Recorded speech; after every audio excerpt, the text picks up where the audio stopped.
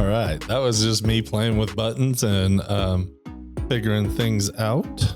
Let me see what's going on here. There we go. Does that bring you back in? Yes. All right. Figuring out the technical side of all of this is always fun. I don't know why that takes you out. I'm going to investigate why that one sound side would take out your headphones. Doesn't take you out? It does not take me out. I hear it all the way through. But anyhow. I can hear the sound, but not you talking. Yeah. Okay. Well, anyhow, ladies and gentlemen.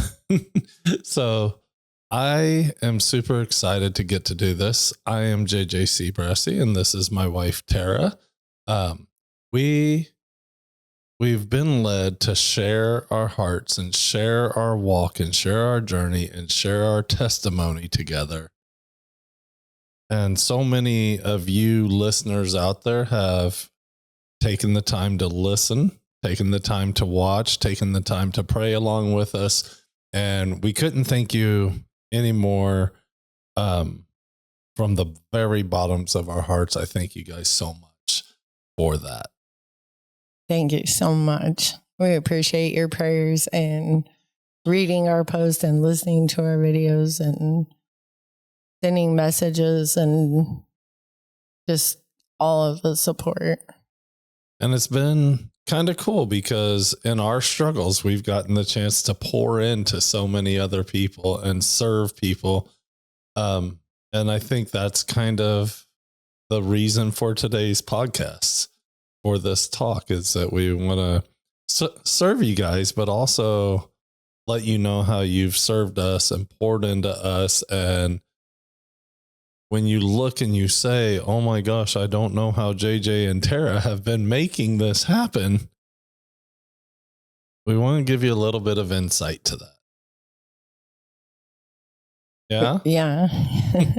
So, all right. Well, I want to take us back. And Tara, could you do us a favor and give us kind of the quick rundown of everything from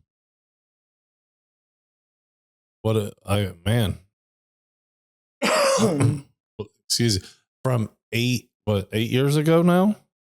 Yes. Yeah. 2017. Okay. Yeah. Walk us through that. So in July of 2017, it was right after the 4th of July, Jailex was diagnosed with strep throat. He had gotten sick and we knew he wasn't feeling right. So JJ took him to the doctor to see what was going on. They said that he had strep throat. He took all of his antibiotics and was still sick. So JJ took him back to the doctor. Because we went to his favorite restaurant and he didn't eat a single thing at his favorite restaurant. And he just laid his head on the table the whole time. And he had gone to the ranch with my parents and he slept for 3 hours in the truck. He wasn't out looking for arrowheads or wanting to drive the tractor or nothing. He just slept and he was super pale, super, super pale. And then you took him to the doctor and told him, get all the blood work. I want all the blood work you can run. You check for everything. And then they called you and said, take him to the ER. He's super anemic. Yeah, absolutely. So that was a big ordeal in itself, and something for you guys. I don't want to dig too deep into it. I'm not here to slander or do any of that kind of stuff. However, if your kid is sick, if your family member is sick, whatever, and they are not in the position to stand up for themselves, you have to be their advocate. You have to push for what is right.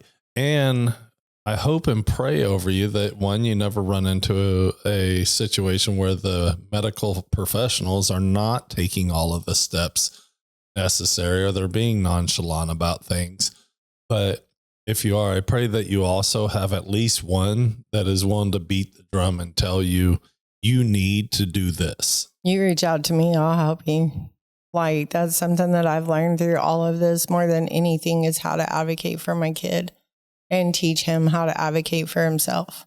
Absolutely. And I think that that's been something that I've enjoyed watching. Like I'm not saying that, oh my gosh, I enjoyed this process and then everything that we've had to go through. Right. But I I have enjoyed watching you as my wife and the mother of my children step up and advocate at such a high level and be so strong and so knowledgeable, and strong-willed in those moments. Those doctors, a lot of the times these doctors need somebody to not be rude and in their face, just to be firm and say, no, that's not what's happening, or this is how my kid does it. I know that you've treated thousands of kids with this, but my kid for the last 8 years has done it this way. And this is what works because we tried the way you're talking about. And this was the result of it, and you start to learn that stuff. But when you're brand new in this, you don't have that. You don't have that understanding. You don't have that knowledge. Sure. And really, I credit our original care team for that. Our original care team, our original nurses, the doctors, they all taught me what questions to ask. They taught us from the very get-go. As soon as they diagnosed him with leukemia, they sat down and drew a diagram and explained exactly what was causing it and exactly where it was coming from. Shout out to Texas Tech oncology doctors. They were thug. They were real 100%. With us the entire way. And I don't feel like we ever had to really fight a battle with them. There was times it was kind of cool because doctor to doctor, we had 2 primary doctors that were on the case with Jailex, and from the diagnosis through the first relapse. And sometimes one doctor would say, hey, I don't think we're taking the right route on that. And they would really have the hard conversation between themselves, doctor to doctor, and come up with what the proper plan was. So they would put each other in check, so to say, right? On they a really professional worked. level. Yeah, they really worked as a team and considered each other's opinions. And then sometimes I was involved in those conversations because, I know how he does at home and I know how he does in between. And, again, they taught me every single step of the way. And then we had really good nurses that also taught me, if they can answer a question, this is the question that you need to ask the doctors. This is what we're looking for. This is what we're looking at. Whenever blood work would come in and they would explain to me even how they got the numbers and all the equations that nurses do. Oh my gosh, I thought I loved math, but nurses do a lot of math. And just so kind of everybody has an understanding, my first marriage with my oldest daughter, from me and my first wife, which is now my daughter and Tara's stepdaughter, but just as much her daughter. She my daughter. She your daughter. She your daughter for real. Y'all hard-headed together. But 20 years prior to Jailex's diagnosis, our oldest daughter, Nikki, had been diagnosed with the exact same leukemia. Now a lot of changes have been made over the years. However, the foundational side of everything is still fundamentally the same as it was 20 years ago. And I had the benefit of doing a walkthrough, I guess, so to say, because Nikki had gone through all of the process, thankfully, and I thank God every day for it, that Nikki was a one and done kind of kid when it came to fighting cancer. She beat this cancer in one smooth go. There was not a relapse or anything like that. We did the chemos, we did all of the things, and then it was over.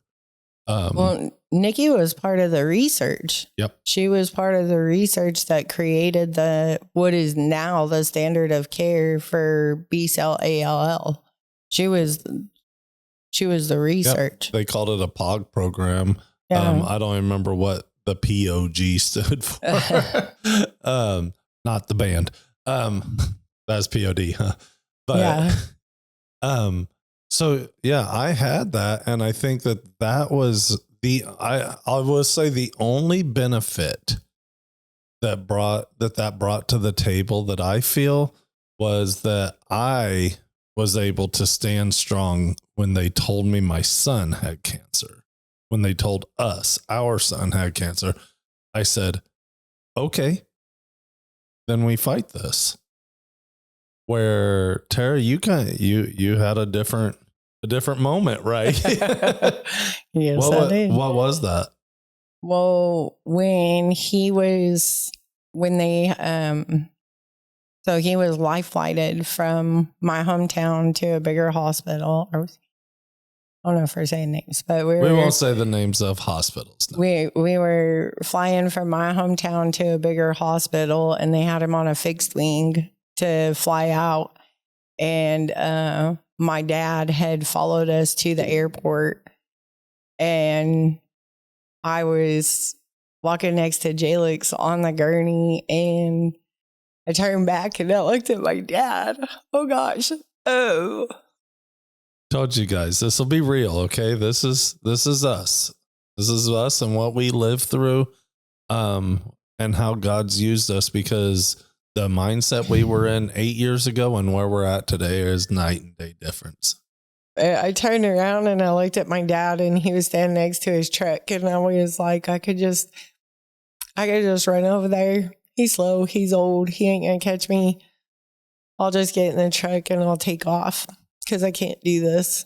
I can't. We were already going through a lot of hard times, and with some of our other kids, all of our other kids. Our marriage and everything. A lot of stuff was not anywhere near where it needed to be for the moment we were going into, for sure. Yeah. And I was just like, I can't do this. And I just, in my head, I was like, God, I can't do this.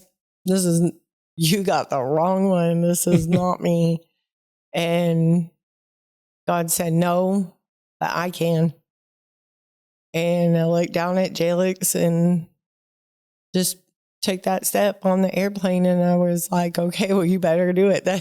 Never got to look back. Yeah, never looked back. Like, I knew from that moment that no matter what happened, that God was going to take care of us and that it was going to be okay. And who would have known kind of what that really meant? And we still don't know, even at the end of all this, what that fully means. I believe so much that our testimony starts way before we ever know that our testimony is starting. 100%. And it builds us to what God is going to use us for, because we only have one job on this entire planet. It's not to build a business. It's not to even raise kids or anything. It's to build God's kingdom. That's it. God wants more people in his kingdom, more souls being saved in the name of Jesus Christ. And I promise you, the day that Jailex got diagnosed, I probably did not pray to Jesus. I was in a mindset. I was in a long seasons of my life where I wasn't turning to God for things. And I was like, no, I'm a sea brassy. I'll handle it. I take care of it. This is my life. This is what we live in. I was speaking these things over myself and my family. And I wasn't turning to God. So for me, I was like, okay, we handle this. We fight cancer. You're going to plow through like a bull. I'm just going to go beat up cancer or something. Yeah. Because at the time, that's what I did in life. I just beat things up and I dealt with them and I handled it. And I pushed and I made things happen. And I've always been that person. Literally, your motto at the time was fake it till you make it. Like, well, not fake it till you make it. But like, that wasn't it. It was basically, it was, now I can't even remember. Nikki would probably know. But it was like, fake it till it becomes true. Like, you're just going to push and push and push until you get what it is you're pushing for. I've never believed like fake it till you make it, because I don't believe in like the imposter syndrome ideology. Yeah.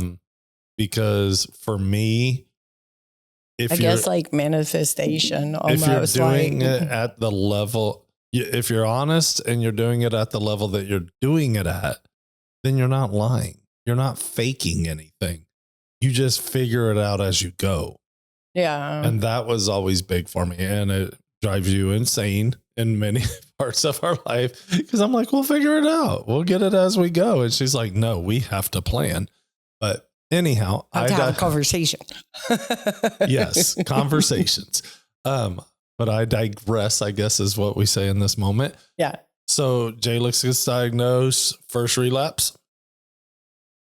So, well, Jailex gets diagnosed, and the treatment was 3.5 years long.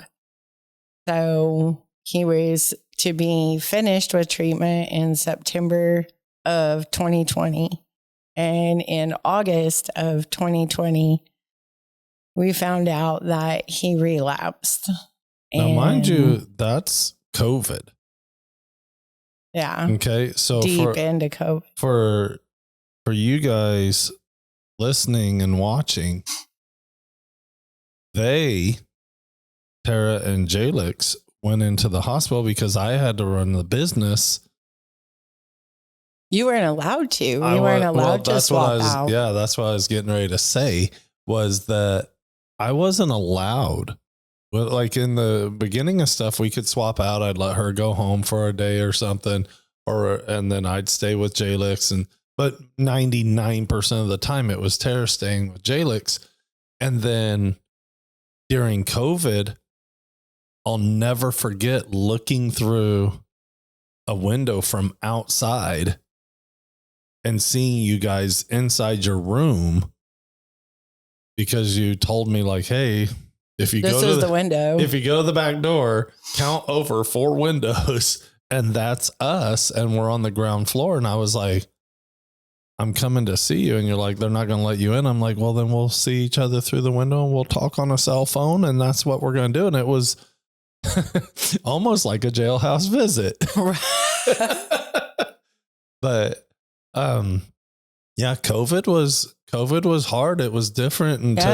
And God bless us, we were in the state of Texas. I mean, we took steps, and medically, like, we were wearing masks before masks were cool. Yeah, for 3 years. For 3 years. Wearing masks. And I wasn't even quarantining. Right. And I wasn't even the big mask guy, but Jailex had to wear a mask everywhere he went.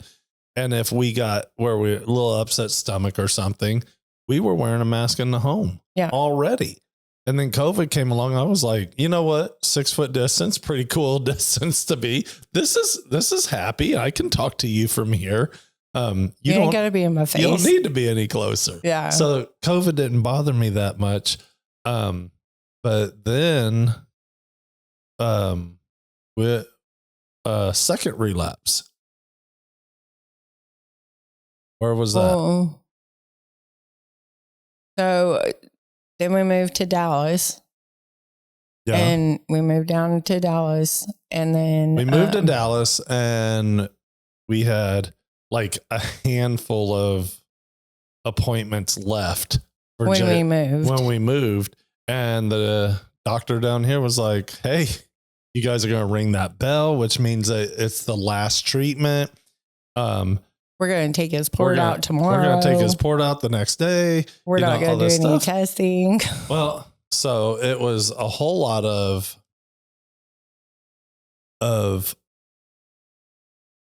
everything's just good. Yeah. And well, he was doing really good. He was doing good. And then that was 2022. We were just finishing up the treatment for the first relapse. And maybe right at the end of 2021, 2022, beginning of 2022. I don't remember exactly what month, but he did ring the bell. And then the next day, they were removing his port, and we insisted that they do a spinal tap and bone marrow biopsy to check and see where he was at, even though the doctor didn't want to. He's good. Yeah. And by we, it was really Tara that insisted. It was just to be super clear, guys. Like, I don't want any credit where it's not due, for sure. And I want to be super honest with you so that you know where we were in our walks with God, where we were in our marriage, where we were in this entire process. Yeah. So the first diagnosis, it was a lot just me and Jailex, because we were 2 hours from home, and you were running the business. And then the first relapse, then COVID, and we were by ourselves in the hospital. And then the second relapse, I was with him at the hospital getting his port removed. And then also had him do the spinal tap and the bone marrow biopsy. And the doctor sent another doctor in to tell me that his spinal fluid had cancer in it again. And so he had relapsed again. Sorry for all of you watching. We're shooting in our home. We have 2 toddlers that we're trying to get a toddler and a big kid that we're trying to get. We had them laid down, but that did no good because school's out. But so guys, we're trying to make something happen, and we're doing it. We got some pretty good equipment. We're just doing it in our home. All right.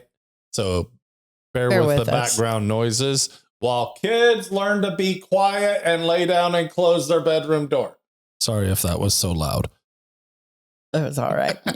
So go ahead. I'm so sorry. So the doctor sent a new doctor in to tell me that Jailex had relapsed. And I will say that the first word that came out of my mouth was not a prayer. So what? Let's dig. Okay. I'm not here to sugarcoat this stuff. What'd you feel? Where was your heart in that moment? What happened? Did flesh take over? Was it a massive F-bomb? Like massive F-bomb. Not massive. Like I whispered it and was just like, oh, like what are we doing? And literally, I don't care. Y'all, I talk to God like I talk to my best friend.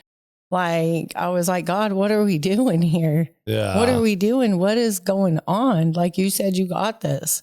What are we doing? Yeah. And so then started trying to figure out what we were going to do. They went ahead and gave him chemo that day. And for me, I was still, guys, when I tell you, like, I was like, you just deal with life as it comes to you. Right?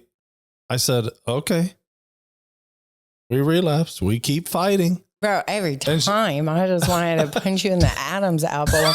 Like every time, this is what we do. I'm like, and the first relapse I did, I told you, I was like, give me 5 minutes.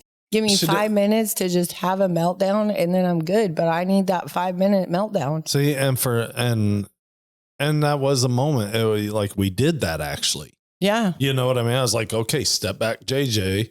Yeah. Be here, Joe. Yeah. Be here as husband. Hold my wife. And hold my wife. Let her cry.